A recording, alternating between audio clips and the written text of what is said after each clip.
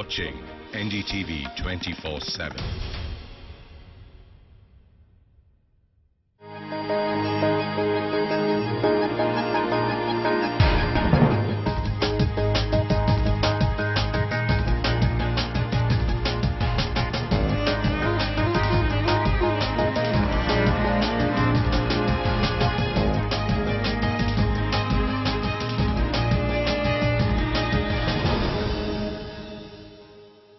Hello and welcome to Walk the Talk. I'm Shekhar Gupta at Hyderabad's Mecca Masjid with this magnificent Charminar as a backdrop.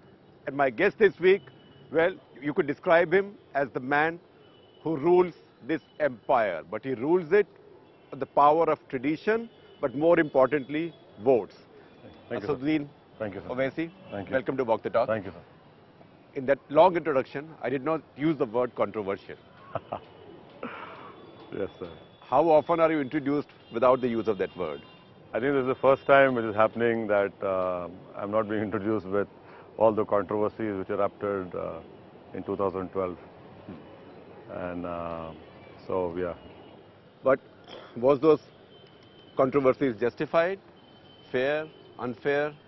Now, whether they were fair or unfair, sir, I feel the courts of law will decide based on the evidence which is there.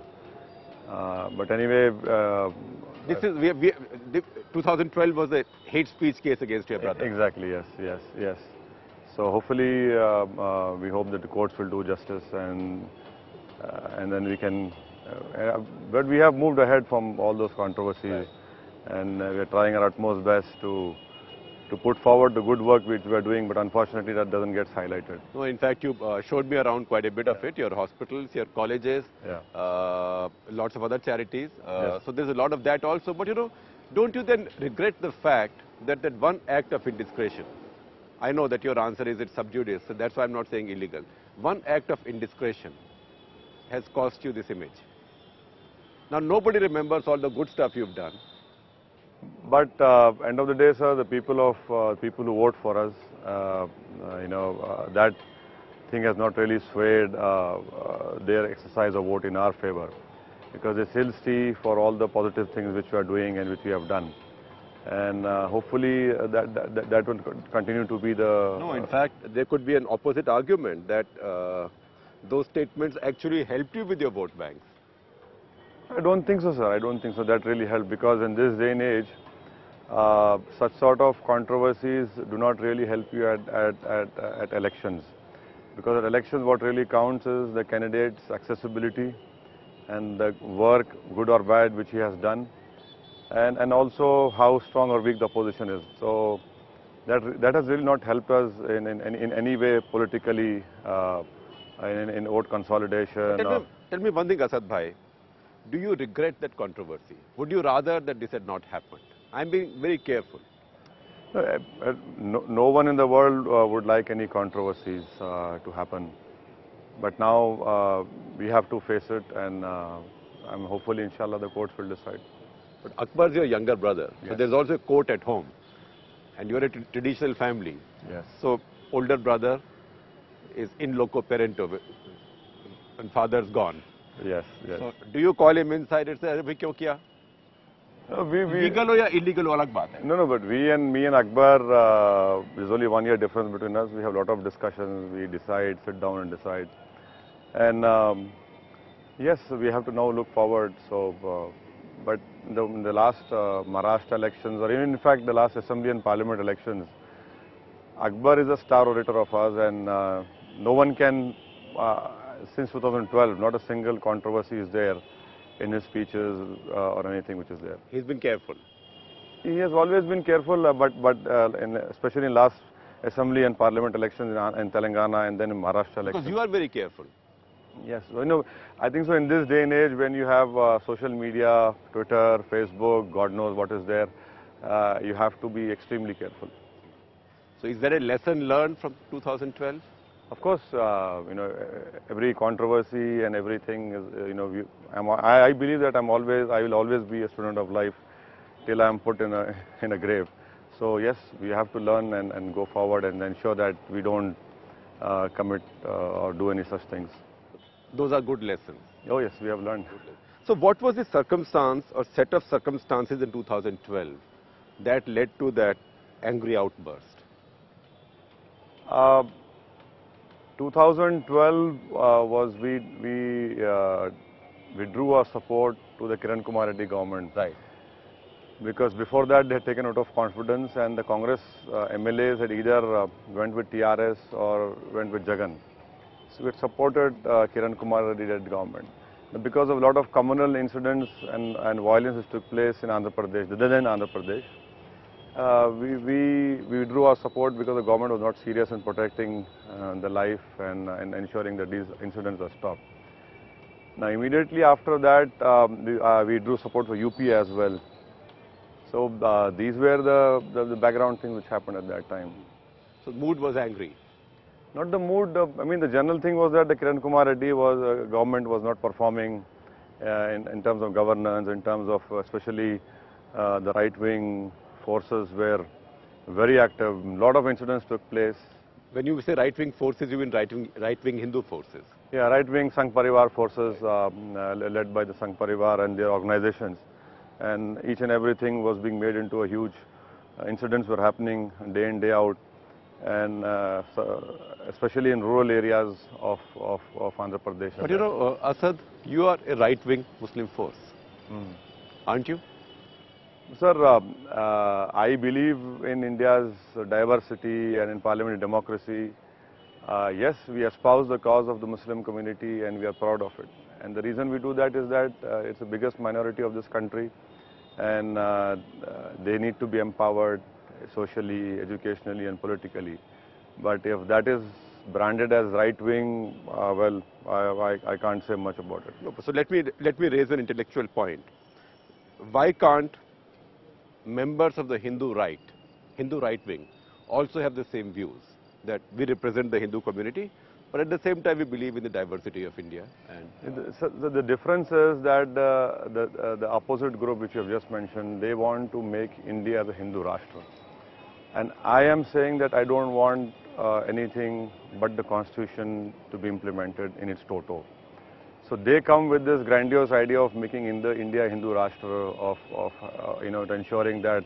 But they cannot, because there is the reality of the constitution. No, exactly. But in their ideology, in their documents, in their leaders, what they have written and what they're still saying. Take the recent statement of the RSS head, that India would become a Hindu Rashtra, and within 5 years will construct Ram Mandir. So these are the core differences between what I do and what they do.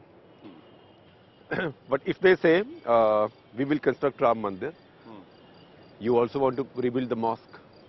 We are saying whatever the Supreme Court, because that is the last court of appeal in our Indian legal system. So if the Supreme Court gives a judgment, then of course as an Indian we have to abide by it, because after that there is no appeal at all. There is no appeal. So we'll have to wait for Supreme Court to decide. But is there a political settlement possible between the two communities, between the leaders of the... On Babri Masjid? No, I don't think so, sir. I don't think so. That is impossible, and the best thing is that Supreme Court to decide. Legally it has to be decided because it is a title dispute. Right. And the title has to be decided by the Supreme Court.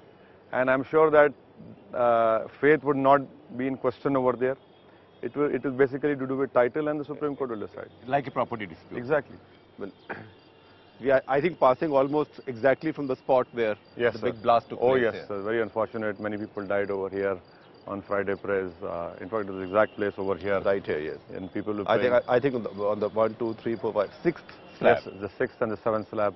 Right. And the funny thing is that slab was very much famous, that anyone who comes to Hyderabad and sits over there, there was an assumption, people believe that he will never leave Hyderabad. Oh, I see. And that was gone in the blast. And that was the slab where tourists used to come and sit there and take photographs. And that was the saying that anyone who sits on that slab would never leave Hyderabad. So people who hated Hyderabad have destroyed that slab by killing many innocent people at that time. And that had a strong emotional aftermath, particularly in the old city. Yes, that had, because not only the blast, but immediately our people who were coming out, they were fired upon by the police. Right. So 6, 7 people died in that firing also. And it was a great testing time for all of us, and We had to control, pacify the huge emotions at that time, and ensure that it turns into a communal riot. But and I'm very grateful to the people of my constituency. They didn't allow that to happen, and we remained focused towards an act which was done by terrorists of that time. But were you surprised by who the suspects turned out to be? No, because they were not the usual suspects. Exactly. But immediately after Makkah Masjid blast and before that the Lumbini blast, right. Many of the Muslim youths were picked up. Some 80-70 youths were picked up. They were tortured, kept in illegal confinement, and the media went to the town saying that these are all Bangladeshi sponsored, Pakistani, Lashkar, Taiba, God knows what names were given by all journalists who were embedded with the IB. But later on, when the NIA started its investigation, it came to know that it is the right-wing Hindu forces who were responsible, or who alleged to be responsible in this act. And many were arrested. Continued to be arrested. Yes. So you use a very interesting expression, and I will not sort of hide behind the excuse of time to protect myself or my community. Yeah. What is journalists embedded with IB? I can't let you get away with not elaborating on that. So it's an insinuation. No, it's not an insinuation, but it's a fact that there are many journalists who write about whenever bomb blast takes place. Immediately you have stories from such journalists saying that, oh, this was done by this group, that group.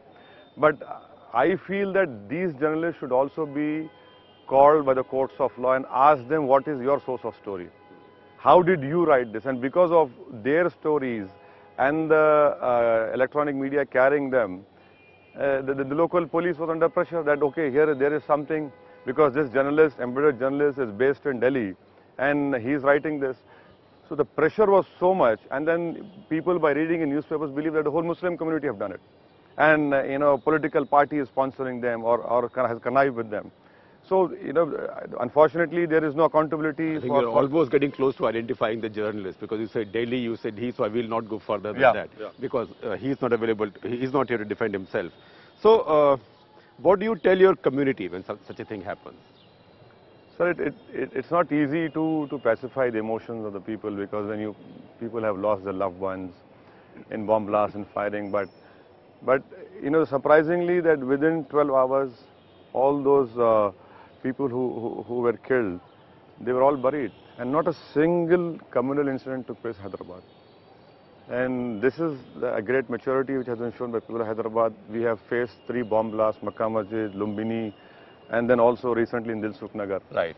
So I think there is a great realization by the masses that this is not, on this point we cannot allow this Hindu-Muslim divide to get divided further, because this is an act done by terrorists who do not believe in any religion. But doesn't your politics also divide Hindus and Muslims? No, sir, we don't.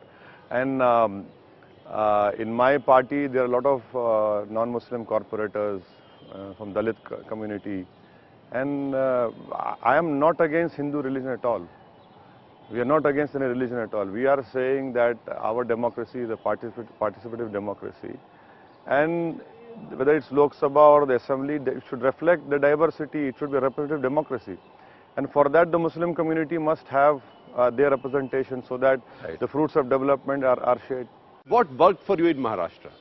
What really worked for us was, we were working there from last 3 years, and the misgovernance and corruption of Congress party.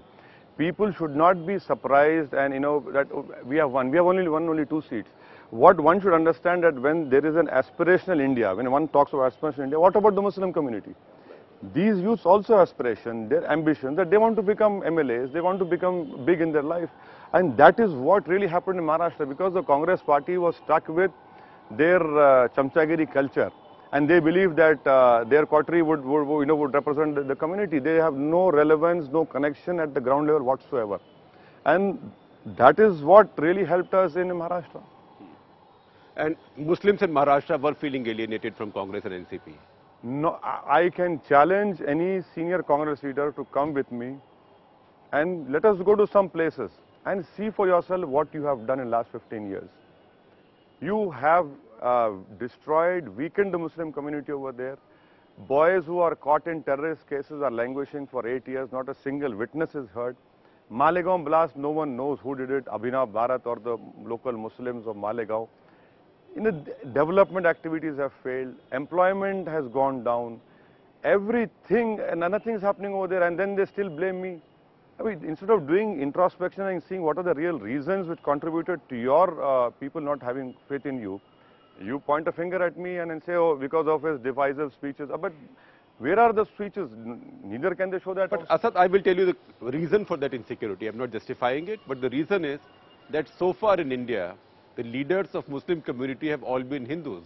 Exactly. They've been the Gandhi family, Mulayam Singh Yadav, Lalu Yadav, Mamata Banerjee, Sharad Pawar. So when India sees a Muslim rise as a leader of Muslims, it spreads insecurity. No, sir, because India goes back to the Jinnah syndrome. Not at all. My forefathers did not go to Pakistan. Why? Because they said, no, this is the land of Khaja Garib Nawaz. Right. The place we are standing, this is our forefathers, will not leave. So, why do you view that? But my counter question to them is, in the Constituent Assembly, it was none other than Sardar Patel and Pandit Nehru who said, have faith in the majority community. Right. We are building one nation. And in fact, Nehru said, this is an act of faith. Where has all that gone? I am too small a person to even question these stalwarts, but this is what they have been quoted to have said in the Constituent Assembly when H.C. Mukherjee moved that resolution in the Minority Subcommittee. So where is that faith? Where is that feeling of oneness? It is not there. It is you who have failed. I have not failed. What I am saying is that parliamentary democracy will be strengthened if Muslim representation increases. And I have nothing to do with Jinnah. Right. Why? Except you went to Lincoln's Inn. But many Indian lawyers and judges also have gone to Lincoln's Inn. Right, right. And I think you are a much more sort of practicing Muslim than Jinnah. Oh yes, Mr. Jinnah, with due respect to him, yes. Yeah, so Jinnah Quaid-e-Azam was a different man, yes. Yes. So, you talked about the need for Muslims also to join this aspirational India. Yes. Or to join this, benefit from this aspirational upsurge. So, what do young Muslims want? Because you talk to more young Muslims than anybody else in India. The young Muslims want jobs, the young Muslim wants employment opportunities, the young Muslim wants development with dignity. When you talk development, but they want development with dignity. They don't want always a question mark over them about their loyalty to this great nation of ours. They don't want the police to view our localities in a suspicious way, because illegal activities happen everywhere. So, and they really want to progress in every sphere of life. And I believe that if opportunities are given to them, to Muslim girls and Muslim boys, sky is the limit. I'm surprised by how little people know about your life and contribution beyond being a Muslim leader from the interior city of Hyderabad. You also helped Government of India in Kashmir, if I may make a disclosure. We went there as part of all-party delegation, and you spoke with Mir Waiz. Yes, we spoke with Mir Waiz. In fact, we went along with Mr. Yachuri and met Gilani Sahab. So yes. What did you tell them? At that time, the Gilani Sahab was very angry and upset, but we did tell them that at that time the stone pelting, 110 boys were killed, and there was a lot of anger. And I feel that visit was so historic that because of that all-party visit, we could bring down tempers and emotions. But unfortunately, there was no follow-up action after that historic visit. So what do you tell a Kashmiri separatist when he says there is no future for Kashmiri Muslims in India? First, I will tell the Government of India that yes, when we say Kashmir is an integral part of India, it is. But we have to love the Kashmiris. Yes. That is the most important. Not just the land of Kashmir. We have to love the Kashmiris. Yes.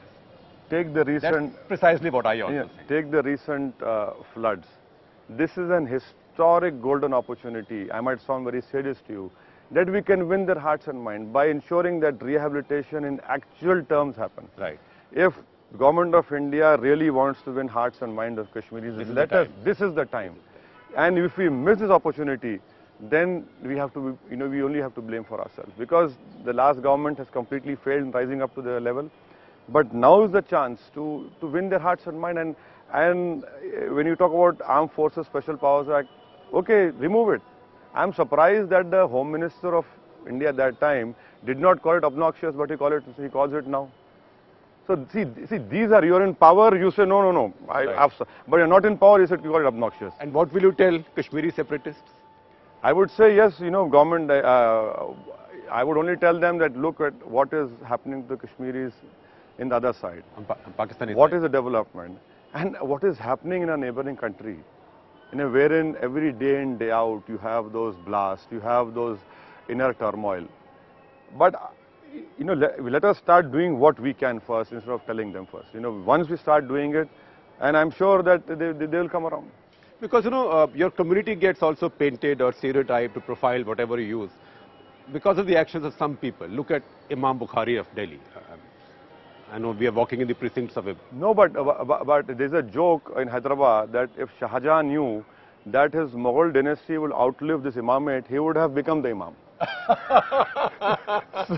So Mr. Bukhari, Ahmed Bukhari does not represent the Muslim community, and I'm challenging that if he decides to take the right decision in his life to contest for municipal election of Jama Masjid, he'll lose his deposit.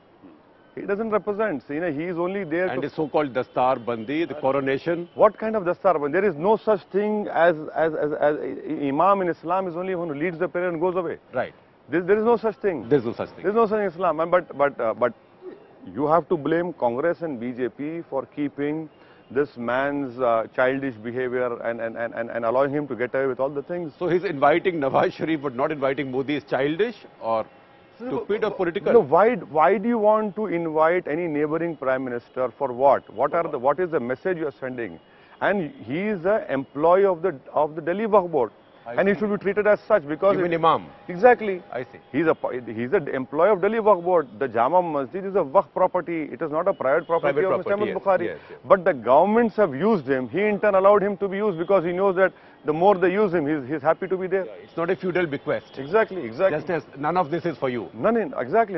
No one can claim that this is a private property. Masjid cannot be a private property of a Muslim. It vests in Allah and it is controlled by the government of the Waqf Board. So what next for you, Asad? Controversies apart. The work which we are doing, we want to continue to do it and ensure that no more controversies as such happen. Yeah. That'll take some doing. Yes. And meanwhile, one is happy to see. In fact, we are speaking once again very close to the spot where the blast took place. And frankly, I believe that Hyderabad passed a supreme test with that blast. Yes. Because it was very traumatic. But the fact that the aftermath passed without a single communal riot. Exactly. That was a great thing. Great tribute to the way Hyderabad has changed. Exactly. Because in the past, lots of other fires would have broken out. Oh yes. But nothing happened, and now, even after the last Dilsukh Nagar bomb blast, Right. people have realized that we have to be one to fight the terrorists. Right. And Thank you. it never happen unless the Muslim and the Hindu community fight together. Certainly. Thank you. Thank you.